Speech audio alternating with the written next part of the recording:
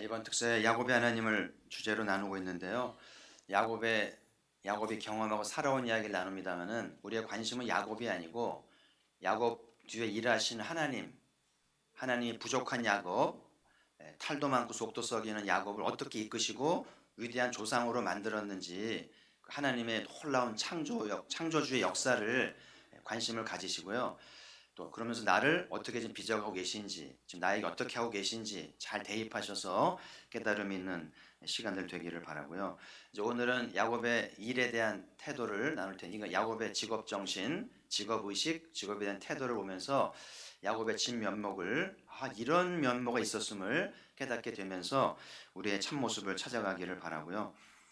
오늘 야곱이 본문을 통해서 삼촌과 대화하는 속에서 야곱의 직업 정신을 몇 가지로 정리할 수 있겠는데요. 첫 번째가 정직함인데요. 38절에 보시면 외삼촌의 암양들이나 암염소들이 낙태하지 아니하였고 또 외삼촌의 양떼를 순양을 내가 먹지 아니하였으며, 하여튼 야곱이 맡은 짐승은 낙태하는 법이 없다는 말은 잘한다는 거죠.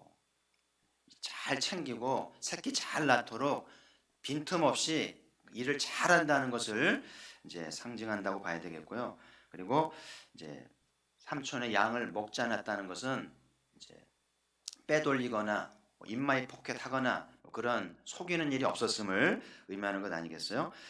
시편 72편 72절 보면 그가 그들을 마음의 완전함으로 기르고 손의 능숙함으로 지도하였도다. 그래서 하나님이 이 다윗을 이렇게 나라를 맡겼잖아요. 나라를 맡겨보니까 다윗이 마음의 완전함으로 그리고 손의 능숙함으로 나라를 지도해서 이제 태평성대를 이뤘다는 거잖아요. 그래서 오늘 이 야곱의 묘수가 좀 대비가 되면 야곱도 완전함으로, 이 말은 정직하다는 이야기죠. 그래서 우리 완전하다는 말은 그 마음의 정직함이거든요. 정직하게 일했고 또 능숙하다는 것은 낙태하는 법이 없는 털림없는 야곱의 일을 이제 소개하고 있는 바이겠죠. 그래서 오늘 다윗도 그렇고 야곱도 그렇고 이 두 가지가 균형이 잡혀 있는, 정직함과 일의 능숙함과 그 전문성이 균형 잡혀 있는 모습을 이제 하나님이 찾으신다는 것을 보게 되고요. 지금 우리 사회를 보면 이 두 가지가 좀 깨져 있는 느낌이 들잖아요. 공부 잘하고 직장 좋은 데 가고 돈 많이 벌고 성공하고 능력 인정받고 뭐 그런 사람들은 참 많은데 거기에 비해서 도덕성이라든지 양심이라든지 그런 것들이 결핍된 것들을 보잖아요. 가정에 하자가 있고 그래서 모든 걸 잃어버리는 경우들이 많잖아요. 최근에 그 대한항공 회장이 갑자기 별세해서 좀 슬픈 일을 당합니다마는 위로의 말씀을 드립니다마는, 어쨌든 아버지가 이제 기업을 물려받았는데 그때만 해도 비행기 8대라고 그러는데 지금 수백 대의 비행기 산업으로 국제항공으로 거듭나면서 대기업으로 하게 된 거 보면 일을 얼마나 잘했을까요? 탁월한 일의 능력도 있고 수완도 있고 그랬는데, 문제는 최근에 우리가 알다시피 아내도 그렇고 세 자식도 그렇고 막 갑질을 하고 뭐 배임을 하고 탈세를 하고 막 해가지고요 재판을 받고 있잖아요. 그래서 그 말년에 고향에서 죽지 못하고 타지 객지에 가서 이렇게 해서 시신으로 돌아와야 되는 이런 불행을 겪는 거 보면 그 모든 직업적인 성공과 그 성취가 참 부끄럽게 되고 불명예스러운 거 보면 균형이 깨져 있다는 느낌이 들면 이게 우리 사회의 자화상이 아닌가 싶어요. 그래서 오늘 야곱에서 배워야 할 점이 정직함이라는 거죠. 그래서 좀 적게 벌더라도 정직하게 살고 공부가 좀 부족해도 등급이 좀 1등급이 아니더라도 정직하거라. 가르쳐야 할 때가 아닌가 싶고요. 그래서 이제 공부 잘하고 일 잘하면 되는 시대는 지나갔어요. 그래서 여러분 배우자에게든 자식에게든 자신에게든 일만 잘하면 돼. 돈만 많이 벌고 승진하고 능력만 있으면 돼. 이런 시대는 지나갔고요. 조금 부족해도 정직한 사람, 양심적인 사람, 이런 사람을 하나님이 찾으신다는 것을 또 기억하면서 내 자신을 돌아보고 나는 정직한가? 내 배우자는 정직한가? 우리 아이들 정직한가? 새로운 관점을 가지고 삶을 살아야 되겠고요. 두 번째는 야곱의 책임감인데요.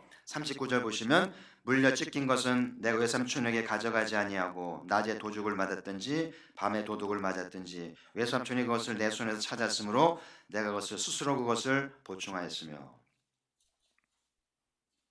야곱이 20년 동안 일하면서 야곱의 말로는 10번을 속잖아요. 10번을 당하잖아요. 삼촌이 얼마나 자기를 이용하고 얼마나 속여먹는지. 여러분 짐승을 좀 길러보시면 압니다만은 이게 늘 탈이 많거든요. 짐승들의 공격을 받기도 하고 집을 나가기도 하고. 낮밤을 어떻게 다 지킵니까? 잠도 안 자고 뭐 24시간 지킬 수 있겠어요? 근데 삼촌이 그걸 다 물어내라는 거예요. 네 책임이라는 겁니다. 그러니까 야곱이 얼마나 억울하고 얼마나 속상하고 그만두고 싶고 막 싸우고 싶고 그런 일 한두 번이 아닐 텐데. 그죠? 오늘 야곱이 이런 책임감 있는 태도를 보면서 어떻게든 삼촌에게 손해가 나지 않도록 다 갚아주고 보충하면서 책임을 지려는 거 보면서 야곱이 얼마나 많이 참았으며 얼마나 견뎌냈을까를 생각하게 되는데, 무슨 힘으로 견뎌냈을까요? 물론 처음에는 그 라헬을 이제 얻는다고 하는 기대감과 열정 때문에 참았겠습니다만은 나중에는 라헬을 얻은 다음에도 그러니까 무엇 때문에 참을 수 있겠어요. 그런데 첫날 나눈 야곱의 꿈 때문에, 하나님이 주신 꿈이 있었기 때문에 하나님이 함께 하신다. 하나님이 약속하신 말씀이 있었잖아요. 그것들을 붙들면서 견뎌내지 않았을까 싶어요. 한번 보실까요? 창세기 31장 42절 보시면 같이 읽어보죠. 시작. 우리 아버지 하나님, 아브라함의 하나님, 곧 이삭이 경외하는 이가 나와 함께 계시지 아니하셨더라면 외삼촌께서 이제 나를 빈손으로 돌려보내셨으리다마는. 네, 거기까지요.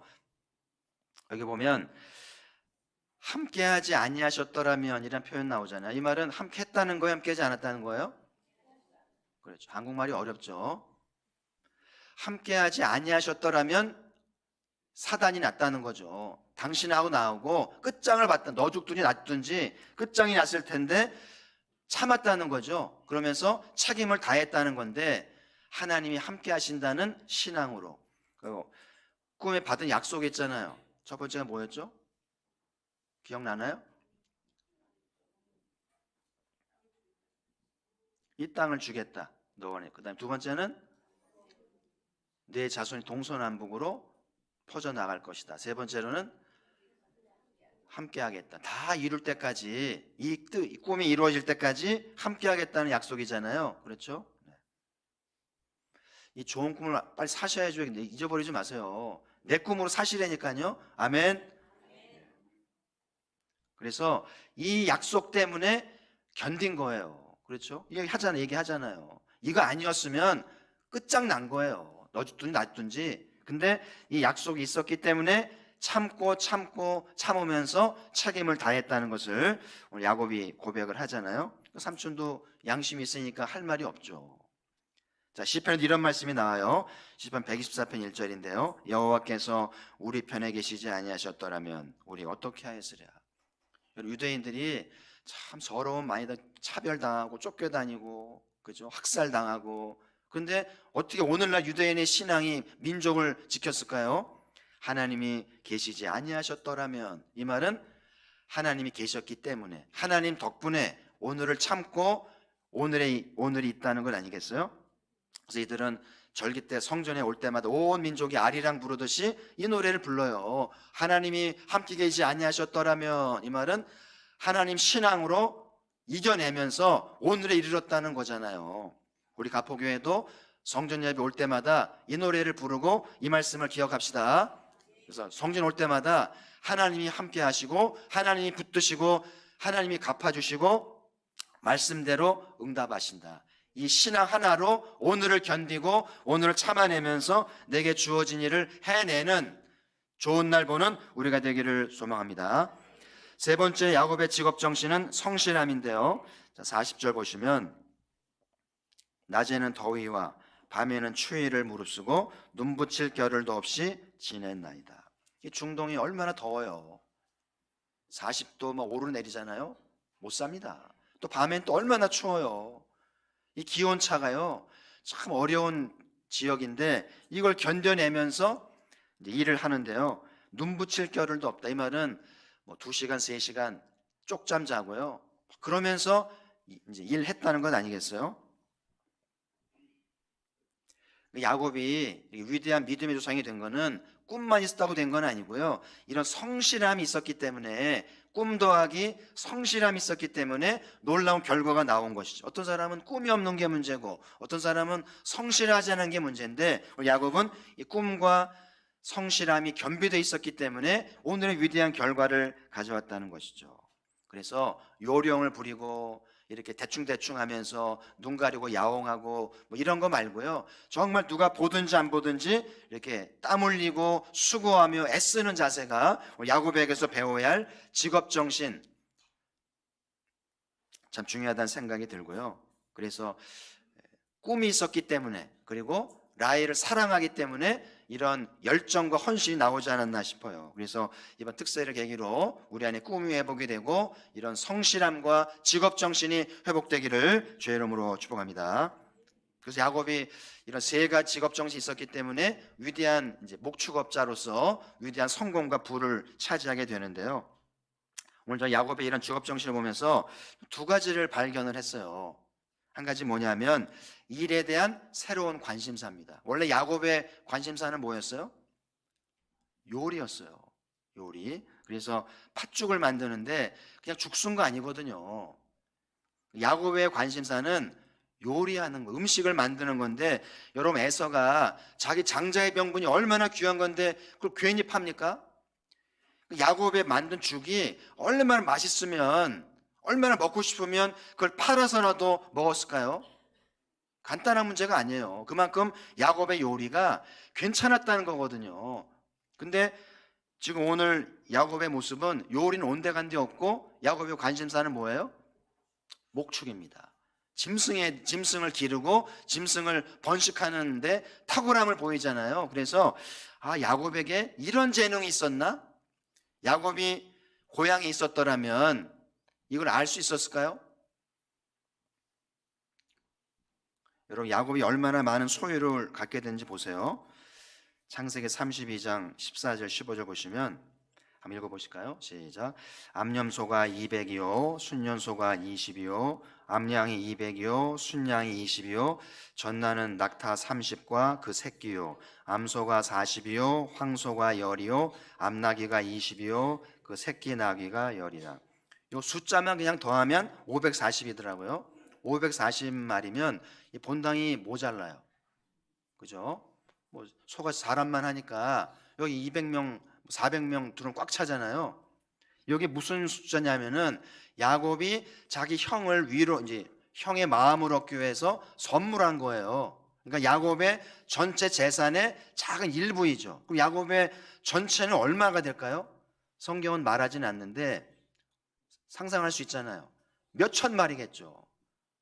그래서 야곱의 소유가 이동을 하면요, 땅이 진동을 합니다. 짐승 이동하면서 내는 소리며 그 먼지며 그 지역을 휩쓸잖아요. 어마어마한 부를 가져온 것이 야곱이 고향에 있을 땐 전혀 몰랐던 재능인데 여기 와서 자기 재능을 발견하면서 이런 타고난 성과를 가져온 것이 얼마나 놀라운 일인지. 여러분, 최근에 자기의 재능을 좀 발견한 거 있나요? 새로운 관심사, 새로운 분야에 도전한 것이 있나요? 어쩌면 그것이 필요한지도 모르겠어요. 과거에는 평생 한우물 파는 게 미덕이라고 이제는 달라요. 한우물 파지 마세요. 새로운 도전을 하고 새로운 직업, 새로운 분야, 새로운 관심사에 도전할 때 평생 못 해본 탁월함을 가질 수도 있다는 것을 야곱을 통해 보게 돼요. 내 안에 놀라운 재능이 있는데 깨어나지도 못한 채 하늘나라 가는 거예요. 얼마나 아쉬운 일이. 마지막에 하나님이 물어볼지 몰라요. 너 재능 있는 거 알았냐? 몰랐는데요. 이제는 제2의 직업의 시대예요. 첫 번째 직업 내려놓으세요. 그만두잖아요. 새로운 직업, 새로운 관심사, 새로운 재능이 내 안에 잠자고 있는데 이번 특세에 깨어나기를 주의 이름으로 축복합니다. 우리는 생각보다 재능이 많아요. 다양한 일을 할 수 있는데 내 고정관념 때문에 난 이것밖에 할 줄 몰라. 내가 할 수 있는 것은 없어. 난 돈도 없고. 그러지 마세요. 하나님이 도와줍니다. 자, 또 한 가지는 새로운 환경의 중요성인데요. 말씀드렸듯이 여러분 야곱이 이렇게 집에만 있었더라면 오늘 재능 없었을지 몰라요. 그죠? 죽만 쏟겠죠. 요리간의 전부인 줄 알았겠죠. 근데 고향을 떠나서 이제 이렇게 새로운 환경에서 고생하면서 배우면서 하다 보니까 이런 어마어마한 자기를 발견하게 되잖아요. 그래서 환경이 사람을 만든다는 말이 있어요. 그래서 선생님들이나 부모님들은 할 일이 뭐냐면 새로운 환경으로 애들을 내보내야 돼요. 심지어는 쫓아내야 돼요. 너 집에 들어오지 마. 나가. 쫓아내야 돼요.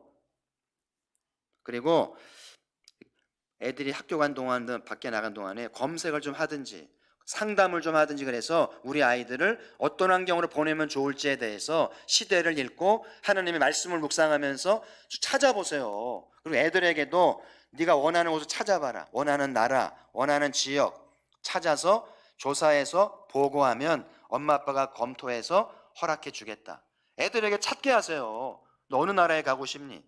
어느 민족에 관심이 있니? 그러면서 좀 찾아보라는 거죠. 우리 아이들 생각보다 어리지 않아요. 10살 넘으면 어리지 않습니다. 그래서 애들이 잘 적응하고요. 친구도 빨리 사귀고 언어도 빨리 배우고요. 그러면서 자기 꿈을 이루어 가거든요. 야곱을 보세요. 그래서 어쩌면 부모들의 고정관념, 선생님들의 굳은 생각 때문에 아이들이 피곤해하고 지치고 힘들지도 모르겠어요. 신바람 나야 되는데 이마에 땀이 마르지 않아야 되는데 아이들이 교실에서 시들고 있는지도 모르겠어요. 집에서 시름시름 하는지도 모르겠어요. 그래서 이번 특세를 계기로 우리 자녀들을 떠나보내는 준비를 하시고요. 좀 검색하시고 찾아보시고 상담도 받으면서 어디로 가야 주님이 계신지. 우리 야곱이 이렇게 상황이 떠나야만 되는 상황이 됐기 때문에 떠나왔는데 알고 봤더니 자기의 재능을 발견하고 어마어마한 부를 차지하면서 위대한 조상으로 발돋움하게 되잖아요. 그래서 저는 이런 모든 것 뒤에 하나님의 은혜가 있다는 생각이 들어요. 야곱이 자기 재능을 발견하고 이렇게 새로운 환경에 적응해서 위대한 야곱이 된 것에 하나님의 은혜였다는 생각이 들어요. 사도 바울이 그러잖아요. 나의 나 된 것은 하나님의 은혜입니다. 여러분 야곱이 성공한 다음에 자기 자랑했을까요? 내 능력이라고 말했을까요?